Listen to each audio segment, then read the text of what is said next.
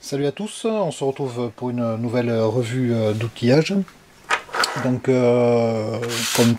comme souvent, rien de forcément très extraordinaire. Quelques compléments d'outils qui peuvent servir occasionnellement. Je voulais commencer par parler de ce set. Donc, c'est un ensemble d'embouts Torx, Allen et XZN. Donc, on les a en version longue et courte. Alors ça, c'est pas un achat récent, ça fait déjà quelques années que je l'ai. Il m'a servi à quelques occasions. C'est surtout que dans le kit, on a deux embouts, donc deux portes embouts plutôt. Donc un avec un carré demi-pouce et l'autre avec un carré 3/8. Ils ont un petit anneau élastique, un petit anneau ressort. Et à l'intérieur, il y a une petite bille qui sert à qu'on retrouve ici à l'intérieur et qui sert à maintenir l'embout. Alors c'est un petit peu dur à enfiler, mais une fois que c'est enfilé, ça permet de maintenir l'embout assez solidement dans le porte-embout. Donc pour la douille demi, pas de souci, la bille est en place. Par contre, j'ai perdu celle de l'embout 3/8, et comme vous le savez si vous suivez mes vidéos, c'est le carré d'entraînement que j'utilise le plus fréquemment.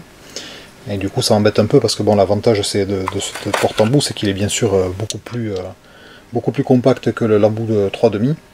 Donc voilà, c'est pour ça que j'aime bien utiliser le 3/8. Donc la bille ayant disparu, mes embouts ne tiennent pas dedans. Donc dès que je dévisse quelque chose, souvent ces embouts, que ce soit Torx, Allen ou autre, une fois que la vis est serrée, souvent l'embout reste dedans, donc il faut forcer un peu. Donc avec celui-là, je peux plus le faire, donc j'ai acheté un nouveau. Donc je vous mettrai le lien dans la description, bien sûr, comme à chaque fois. Donc rien d'extraordinaire, hein, c'est quasiment le même, il est juste un poil plus long que celui d'origine. Et lui il a la bille, donc il va faire son office. Voilà, c'est un petit peu dur à enfiler, mais une fois que c'est enfilé, c'est maintenu bien fermement. Voilà, donc ça c'est le premier achat. Hop, du coup je vais mettre le nouveau porte-embout là, et l'ancien je vais le garder, on sait jamais, un petit bricolage, une petite bidouille, ou même si jamais on arrivait de perdre celui-là, j'aurai toujours celui-là en remplacement. Donc celui-là on met de côté pour le cas où. Second achat, alors là encore c'est un petit outil pas très cher. Je crois que j'ai payé ça 2,50 €. C'est un pointeau automatique. Donc ça sert à marquer lorsque vous voulez percer sur du métal par exemple, pour amorcer une empreinte dans le métal, afin que la mèche trouve sa place et ne parte pas dans tous les sens. Et pour percer à l'endroit précis, on marque le métal avec ça. Alors d'habitude on peut aussi utiliser des pointeaux qui sont pas automatiques. J'en ai un vieux sous la main. Avec ça, on peut faire aussi un coup de marteau et on n'en parle plus. L'avantage du pointeau automatique, c'est qu'il est automatique, donc où est-ce que j'ai une petite pièce de métal avec ça. Donc ça c'est de l'alu, donc ça va marquer facilement. Donc on applique, on appuie, et ça fait une petite marque. Je ne sais pas si on va bien la voir sur la caméra, voilà. Ça fait une petite marque, et il n'y a plus qu'à placer la pointe de la mèche. Et on perce très précisément. Alors petit bémol quand même sur ce petit outil. Quand je l'ai reçu, j'ai fait bien sûr un premier test. Donc j'ai fait deux marquages comme ça sur de l'alu et sur de l'acier. Les deux premiers, rien à dire. Troisième, plus rien. Alors la solution que j'ai trouvée, c'est que j'ai démonté la. Donc il y a deux. C'est en deux parties. Donc il y a ici la partie. Alors je sais pas, on doit appeler ça un marteau, j'imagine. Donc il y a la pointe de ce côté, le petit marteau. Et le ressort était dans l'autre sens et il glissait jusqu'au bout et il était coincé. Donc la solution que j'ai trouvée, c'est que je l'ai simplement retourné et remis en place. Et depuis il fonctionne parfaitement. Donc voilà, bon, je pense que c'est pas un outil qui va me durer forcément très longtemps, mais en même temps c'est pas un outil que j'utilise tous les jours. Donc le temps qu'il me serve, les quelques fois où il me servira, le jour où il me lâche, je passerai sur un modèle plus sérieux, plus costaud, plus durable, on va dire. Voilà, second achat. Un troisième achat, j'ai rien pour retirer des vis endommagées, des vis cassées par exemple. Donc j'ai il y a plusieurs types d'extracteurs de vis qui existent. Donc donc moi j'ai choisi celui-là. Donc ce sont des extracteurs, on va dire qu'ils sont carrés, ils sont droits. Donc le principe c'est de percer une fois que la vis est cassée. Admettons que ce soit une vis, la tête a sauté. Le but c'est de percer le plus au centre possible. Donc c'est là que le centreur, que j'ai à la main d'ailleurs, le centreur automatique devient utile. On marque bien le centre, on perce au centre avec le plus gros diamètre possible.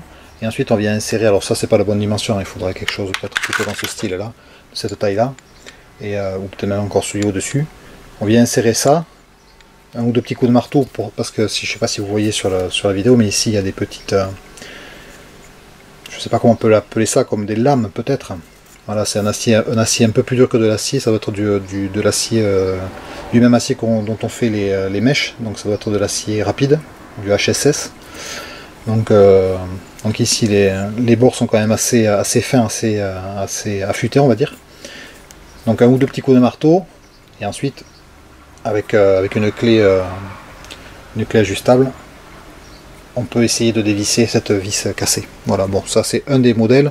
Il y a des modèles qui ont des espèces, je crois qu'on appelle ça des queues de cochon. Donc c'est comme une espèce de gros pas de vis un peu grossier, dans le sens inverse des aiguilles d'une montre, et qui va pareil. Le principe c'est de mordre dans le métal, donc on donne un ou deux coups de marteau et ensuite on dévisse. Donc ça sera peut-être un achat que je ferai dans quelques temps, mais bon, c'est pas primordial, c'est surtout je voulais quand même avoir un jeu d'extracteur au cas où, parce que ça peut arriver de casser une vis, d'être enquiquiné et de ne rien avoir pour les extraire. Donc voilà, c'était un petit plus. Et le dernier achat, celui dont je suis peut-être le plus content, c'est ça. Alors c'est une petite lampe LED. La puissance, je crois que c'est 3 watts, mais j'en suis pas persuadé. Petite lampe LED repliable, assez compacte, hein, elle tient dans la paume de la main quasiment, elle est à peine plus grande que la paume de ma main. Repliable, donc on peut la mettre un peu dans toutes les positions. Elle est entièrement, on peut la retourner entièrement. Donc on peut ajuster l'angle que l'on veut. D'ailleurs j'ai acheté un lot de 2 et je m'en sers ici pour éclairer un petit peu l'établi. Voilà, donc comme vous le voyez, elle est pourvue d'un aimant. Sur l'arrière, il y a un aimant. Il y a aussi un petit crochet si vous travaillez dans un endroit où il n'y a pas de surface métallique sur lequel on peut l'accrocher, on peut l'aimanter. Ça se recharge avec une petite prise USB, je sais plus comment on appelle ça là, des micro USB, ou je sais plus comment on appelle ça là. Voilà, donc le cache est parfois un peu casse-pied à remettre en place, mais bon, ça se fait, hein. Donc il y a plusieurs modes d'éclairage. Donc il y a un mode, donc je vais pas vous le mettre directement dans la caméra, mais il y a un mode, on va diriger par là, un mode donc pleine puissance, un mode demi-puissance on va dire. Ensuite il y a une petite LED à l'extrémité, ça c'est vraiment pas grand chose. Et ensuite il y a un mode, je sais pas, voilà, ça marche, feu rouge. Donc ça peut être utile dans une voiture si jamais vous avez une panne, vous pouvez vous en servir aussi pour signaler votre présence. Il y a un second mode avec la LED rouge, c'est le mode, voilà, clignotant.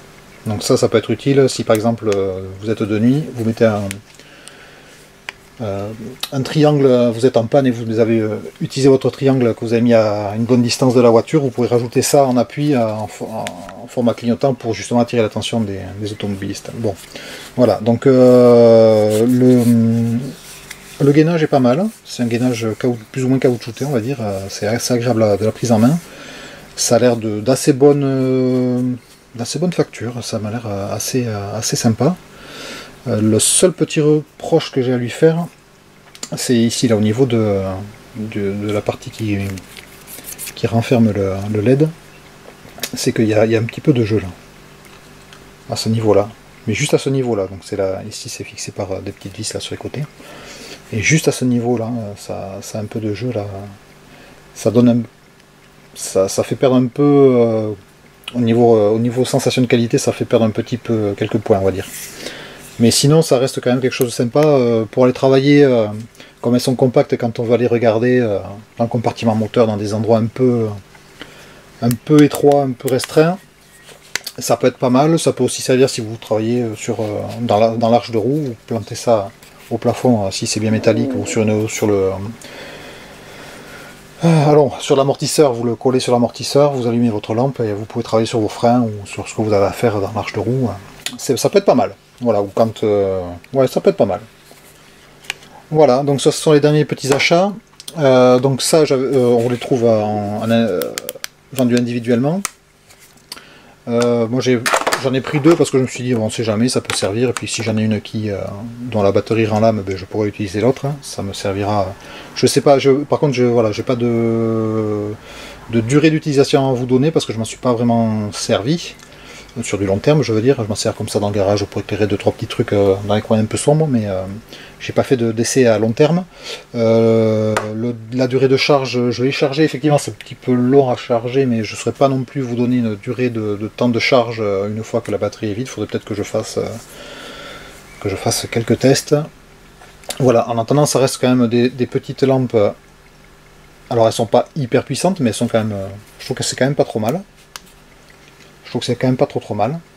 Et c'est surtout vraiment pas très cher. Je crois qu'on les trouve les moins chers que j'ai vus, c'est environ 6 €, je crois, avec le port gratuit. Hein. Donc, ou peut-être avec peut-être une toute petite participation frais de port. Je crois que les deux, j'ai payé environ 13 € le lot. Donc voilà, donc ça reste quand même vraiment très très abordable. Vous en avez 2. Et voilà. Donc c'est tout pour cette petite revue d'outillage. J'espère que ça vous aura intéressé. Ça vous aura peut-être donné des idées. Et je vous dis à très bientôt pour une prochaine vidéo.